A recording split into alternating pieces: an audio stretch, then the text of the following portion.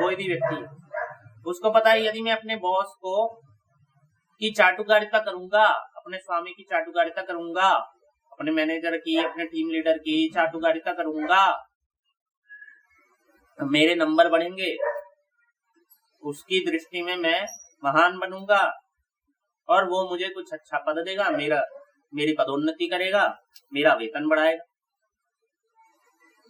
तो लालच में किया जा रहा है।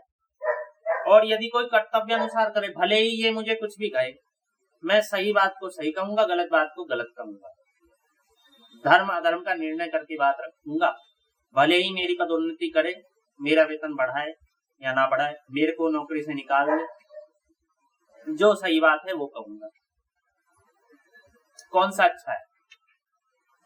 स्वार्थी की दृष्टि में तो पहले वाला अच्छा है, लेकिन धर्म की दृष्टि से दूसरा वाला, क्योंकि धर्म का परिणाम जो फल है वो भगवान आपको देंगे। अब जो यहाँ जो भुगत रहे हो आपका वेतन आदि नहीं बढ़ा, ये पूर्व जन्म का कर्म हो सकता है, उसका बहाना आज आपका धर्म पालन बन गया हो भले, लेकिन धर्मो रक्षति रक्षितः, उस धर्म के पालन से आपके पूर्व जन्म का जो कर्म आपने किसी के साथ ऐसा किया होगा वो नष्ट हो जाएगा, कि आपने भी किसी की पदोन्नति नहीं की थी तो वो नष्ट हो जाएगा। और धर्म पालन करने से आगे आपको ऐसे अवसर नहीं आएगा कभी, अगले जन्म में अथवा जब भी ऐसा होगा, और परलोक में भी आपको उन्नति प्राप्त होगी। तो इसलिए स्वधर्म का अनुष्ठान इसलिए नहीं किया जाता कि हमारा मान बढ़ाई सम्मान आदि हो, हमें धन प्राप्त हो। स्वधर्म का अनुष्ठान इसलिए किया जाता है क्योंकि भगवान की आज्ञा का पालन करना है, हमें शास्त्र की आज्ञा का पालन करना है, पर भगवान हमारे लिए सबसे अधिक स्वधर्म है, क्योंकि मैं शरीर नहीं हूँ, मैं आत्मा हूँ और आत्मा परमात्मा का अंश है, और परमात्मा के प्रति ही सबसे अधिक समर्पित हमें होना चाहिए, किसी अन्य के प्रति नहीं। यदि आपको धन मान बढ़ाई प्रतिष्ठा आदि मिल भी गए तो वो अधिक नहीं रहेंगे, आपका अंत होने पर, अर्थात आपके शरीर का अंत होने पर वह भी चले जाएंगे और फिर आपके साथ जाएंगे कर्म। इसलिए यदि अपना कल्याण चाहते हो तो अपने शरीर के लिए नहीं, अपनी आत्मा के लिए कर्म करो, और अपनी आत्मा के लिए कर्म करोगे तो उसका, आत्मा परमात्मा के परायण है तो परमात्मा के लिए कर्म होगा, आपका कल्याण होगा। यदि कोई कष्ट आ जाए तो वह कष्ट भी उन्नति करने वाला होता है स्वधर्म और कर्तव्य पालन के मार्ग में। वास्तव में वह कष्ट नहीं अपितु तप होता है। ये तप है, ये जो आपने निंदा सही, ये जो आपने धर्म के पालन में जो कुछ भी प्रतिकूलता सही, जो भी आपके अनुसार नहीं हुआ, आपको बुरा लगा, आपको गुस्सा आया, आपका अपमान हुआ, आपका तिरस्कार हुआ, आपकी मृत्यु हुई, आपका अपयश हुआ, ये तप है। इस तप का बहुत महान फल मिलेगा, क्योंकि तपस्या जो है, जो तपस्या आप करते हैं वो तो किसी उद्देश्य को ध्यान में रखकर की जाती है फल की इच्छा से, लेकिन यह जो तप है कर्तव्य रूपी तप, इसका महान फल होता है, क्योंकि इस तप का आपको फल नहीं चाहिए था, आपने भगवान के लिए किया था। तो ये कहा है वास्तव में वह कष्ट नहीं अपितु तप होता है। उस कष्ट से तप की अपेक्षा भी बहुत जल्दी उन्नति होती है, कारण कि तप अपने लिए किया जाता है और कर्तव्य दूसरों के लिए। जानकर किए गए तप से उतना लाभ नहीं होता जितना लाभ स्वतः आए हुए कष्ट रूप तप से होता है। जिन्होंने स्वधर्म पालन में कष्ट सहन किया और जो स्वधर्म का पालन करते हुए मर गए वे धर्मात्मा पुरुष अमर हो गए। लौकिक दृष्टि से भी ठीक है, जिन्होंने स्वधर्म पालन में कष्ट सहन किया और जो स्वधर्म का पालन करते हुए मर गए वे अमर हो गए। लौकिक दृष्टि से भी जो कष्ट आने पर भी अपने धर्म कर्तव्य पर डटा रहता है, उसकी बहुत प्रशंसा और महिमा होती है। जैसे देश को स्वतंत्र बनाने के लिए जिन पुरुषों ने कष्ट सहित बार बार जेल और फांसी पर लटकाए गए, उनकी आज भी बहुत प्रशंसा और महिमा होती है। इसके विपरीत बुरे कर्म करके जेल जाने वालों की सब जगह निंदा होती है। तात्पर्य यह निकला कि निष्काम भावपूर्वक अपने धर्म का पालन करते हुए कष्ट आ जाए अथवा मृत्यु तक भी हो जाए तो भी उससे लोक में प्रशंसा और परलोक में कल्याण ही होता है। ठीक, अब यहाँ बात आती है, कोई कहे स्वधर्म का पालन करते हुए मरने से कल्याण ही होता है, इससे कैसे माने? अपने धर्म का पालन करेंगे, मरेंगे तो कल्याण होगा। कैसे माने हम, कैसे विश्वास करें आपकी बात? तो यहाँ ये बता रहे हैं कि गीता जी साक्षात भगवान की वाणी है, अतः इसमें शंका की संभावना नहीं। दूसरे यह चरम चक्षुओं का प्रत्यक्ष विषय नहीं है, प्रत्यक्ष श्रद्धा विश्वास का विषय है। फिर भी कुछ बात बता रहे हैं। क्या? जिस विषय का हमें पता नहीं उसका पता शास्त्र से लगता है।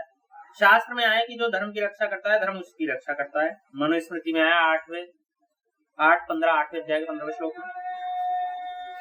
अतः जो धर्म का पालन करता है उसके कल्याण का भार धर्म पर है, और धर्म की उपदेष्टा भगवान वेदों, शास्त्रों, ऋषि मुनियों आदि पर होता है तथा उन्हीं की शक्ति से उसका कल्याण होता है।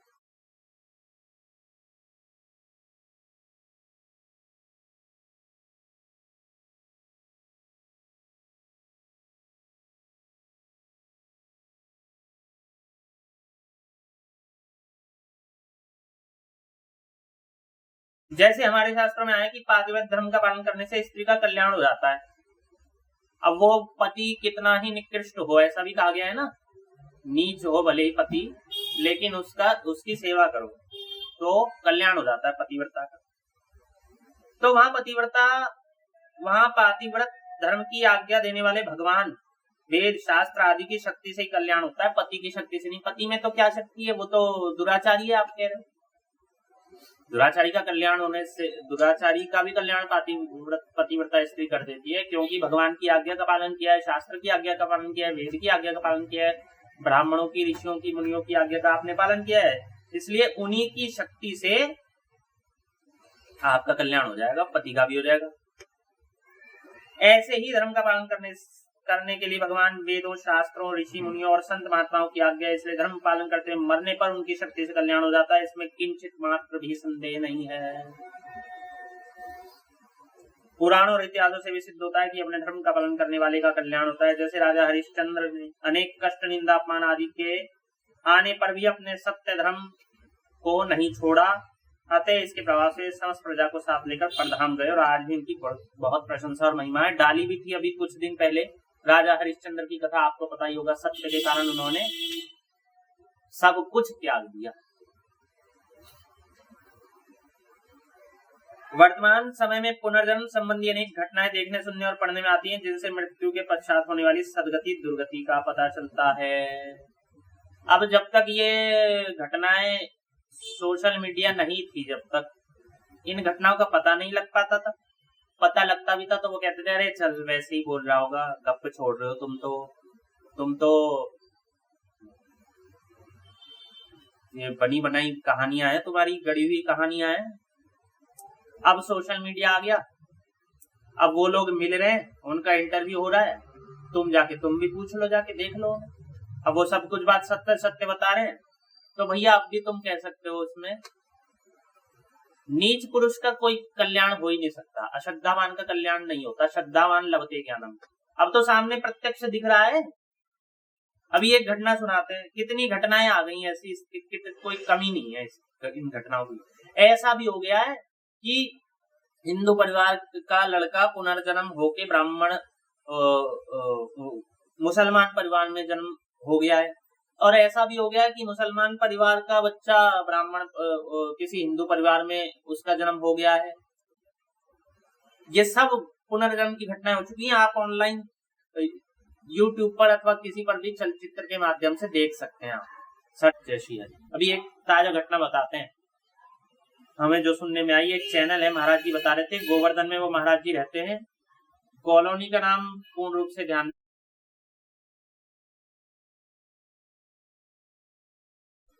और महाराज जी बता रहे कि कुछ दिन पहले एक व्यक्ति आए दिल्ली से, और वो पटपड़गंज में रहते थे।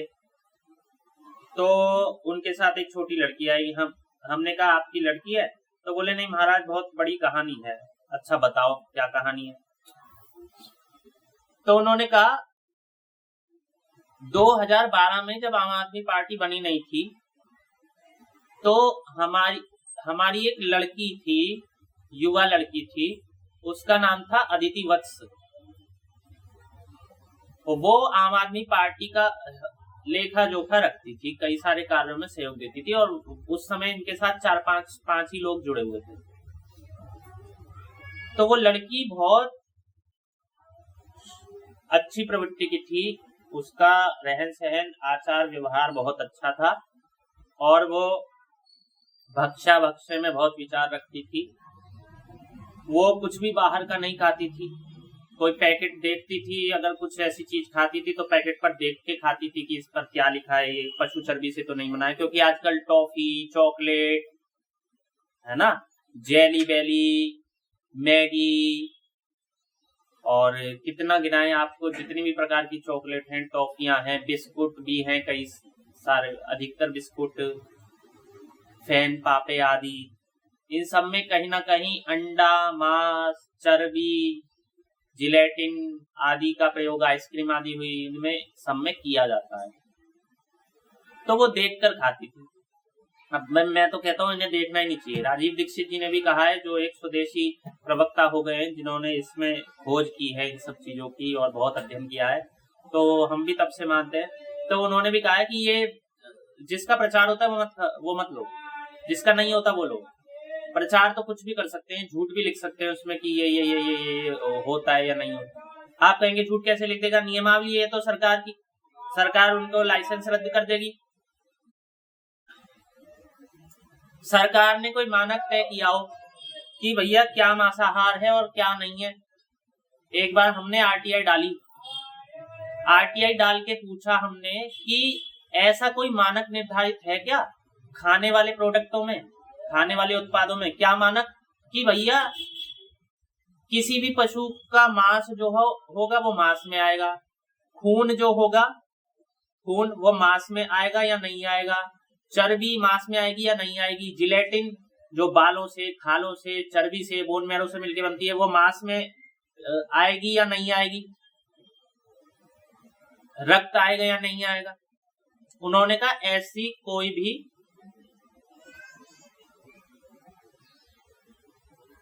ऐसा कुछ भी बना हुआ नहीं है, ऐसा कोई नियम, ऐसा कोई कानून नहीं है। अब इनके अनुसार क्या है कानून कि भैया यदि 0.1% किसी में फ्लेवर के लिए वो चर्बी डाल देते हैं और उससे पूरा फ्लेवर का स्वाद आ जाता है, तो होता है ना कुछ केमिकल से फ्लेवर, एक उसका अंश डालो तो वो पूरा फ्लेवर बन जाता है, वो बहुत, ऐसा यदि होता है तो वो मांसाहार में नहीं गिना जाएगा। ऐसे ही रक्त मांसाहार में ना गिना जाए, तुम्हें क्या पता जिलेटिन ना गिनी जाए, तो वो क्यों लिखेंगे मांसाहार, जिसमें होता होगा उसमें लिखेंगे। तो वो लड़की ऐसी थी, अदिति वत्स।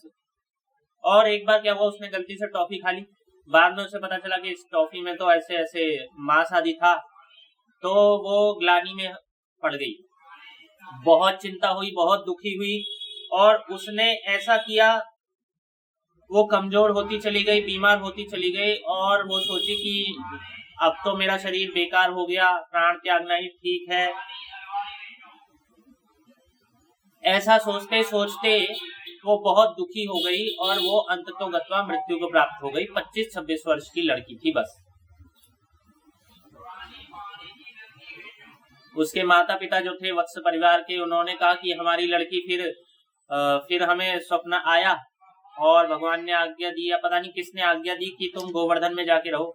तो मेरी एक ही लड़की थी और हम दोनों पति पत्नी थे, हम दोनों गोवर्धन आ गए और गोवर्धन में जहां हम आए उसके ही बगल में एक घर में जो लड़की थी उसने हमें पहचान लिया, हमसे बहुत सारी बातें की और पता लग गया कि वो हमारी लड़की है।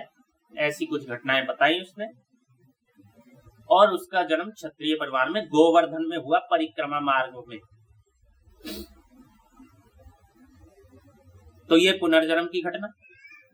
तो इससे सदगति दुर्गति का पता लग गया कि अच्छे कर्मों से सदगति होती है, बुरे कर्मों से दुर्गति होती है। ब्रज में जन्म लेना महान बताया गया है, उस लड़की का ब्रज में जन्म हुआ। अगली, अच्छा, बाद में इन्होंने कहा कि वास्तव में जो स्वधर्म है, जैसा कि मैंने पहले बताया, स्वधर्म तो वो है कि हम अपने को शरीर न माने, अपने को आत्मा माने, अपने को परमात्मा का माने। वास्तव में तो वो है स्वधर्म। ये जो हम पालन करते हैं ये तो वास्तव में परधर्म है, क्योंकि ब्राह्मण, क्षत्रिय, वैश्य, शूद्र आदि होना, ये तो शरीर के धर्म है, गृहस्थ धर्म, वानप्रस्थ धर्म, सन्यासी धर्म, ब्रह्मचर्य का पालन, ये सब जो है ये तो इस शरीर के धर्म है ना, इसकी अवस्था के अनुसार होते हैं। यद्यपि हमें ये पालन करने क्योंकि हम शरीर में आए हैं, लेकिन सर्वाधिक अधिक स्वधर्म तो अपना परमात्मा से ही संबंध जोड़ लेना है किसी न किसी तरह। अच्छा, आगे कहा है, अब आगे इसी प्रकार से बहुत सारी बातें कहते हुए इन्होंने स्वधर्म पर जोड़ दिया है। कुल मिला के बहुत लंबा विषय हो जाएगा। ज्ञानेश्वरी गीता जी से आपको बता देते हैं, अध्याय 3 का 35वां श्लोक बताते हैं। देखिए इसमें कहा है,